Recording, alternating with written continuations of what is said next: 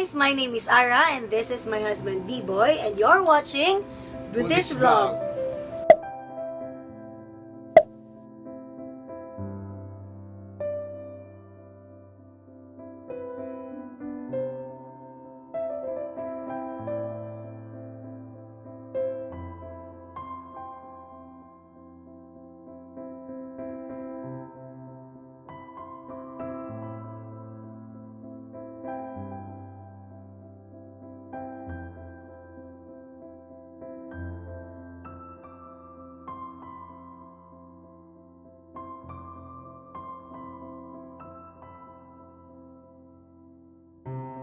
Guys, this is week 33 pregnancy update and we will be discussing about the changes in our body during the third trimester. Of course, with the help of this pregnancy book or mother's book, Daddy B-Boy will be asking us or will be enumerating the things or the physical changes in our body. So, let's start. Okay, what to expect? As your third trimester begins, you will experience plenty of changes in your body. Here are some of the symptoms you can expect. Number 1. Shortness of breath. Yes po. Actually, it's really happening now. Init! It's happening now. No, seriously, shortness of breath, especially when you are walking in a long distance or kahit na nag-move ka lang ng konti, parang nihihirapan ka ng huminga. Kung sa Bisaya pa, punghabes! Pungha! Number 2. Heartburn. Heartburn, especially when you are lying flat, you tend to experience heartburn. But for me, in my case, acid reflux yung parang I don't know if it's similar or parang na co-confuse ako between heartburn and acid reflux, pero na-experience ko yan especially during nighttime. Okay. Number 3. Swelling of the ankles, fingers, and face. Ankles, dili naman maklaro. Hindi masyado on my feet and my ankles. On my Hands. fingers or hands, ayan o. Laki na. Kasing laki na ng face ko. Face mo. Malaki na. And as you can see, may redness na all over. Especially at night, mahirap siyang, or pag naka-steady lang yung kamay mo for a very long period of time. Pag once na i-close mo, medyo Numb. nagna-numb siya. And then on the face, nag-swell ba? Konti. Taba lang siguro. So yun. Number 4. Hemorrhoids. Hemorrhoids or Almonds. almoranas. Yes.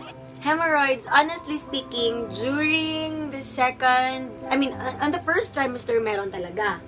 Bigla siyang lumabas. Siguro it's because of the pregnancy hormones. Pero on the second trimester, until today, until now, medyo nawala na siya or wala na talaga, hindi ko na talaga siya na-feel. Maybe it's because of the fiber that I am taking in. Very helpful talaga yung fruits and vegetables to prevent hemorrhoids. Because, at saka, yung yung always drinking a lot of glasses of water. A lot of glasses of water. Basta, maraming tubig, tapos fiber. It really helps. It will really help you a lot. Number 5. Tender breasts, which may leak. Tender breasts. Of course.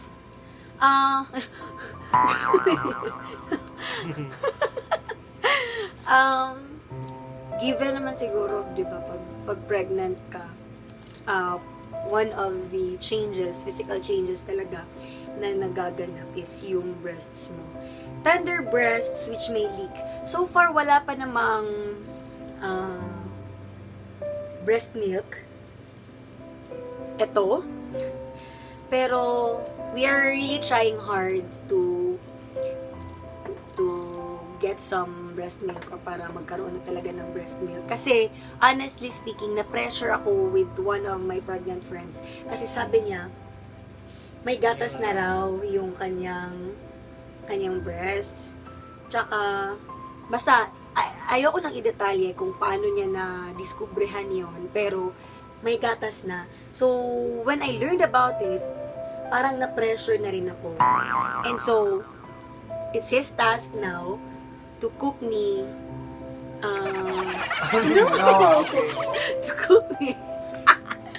to cook me mga ulam na may malunggay. Kasi sabi nila, it's one of the perfect na source of breast milk. Tsaka, may isang brand din na sabi nila, it will also help. So, let's find out later. Number 6. Belly button may stick out. Yes. Pakita ko. Wow. Ay, dito lang. Okay. Yun. Ayan. Pero guys, it will only stick out pag napapansin mo yung baby mo. Nasa position, on the same position kung saan yung belly button mo. Pero pag nasa gilid lang siya, di ba? Parang flat lang yung belly button. Number 7. Itchy belly. Super duper much. Itchy belly. Itchy belly. Itchy belly because yung skin mo, hindi, it's expanding. And one thing yung sabi mo tama, yung dryness may also cause itchy belly. Number 8. Body strain. Body strain, always. Parang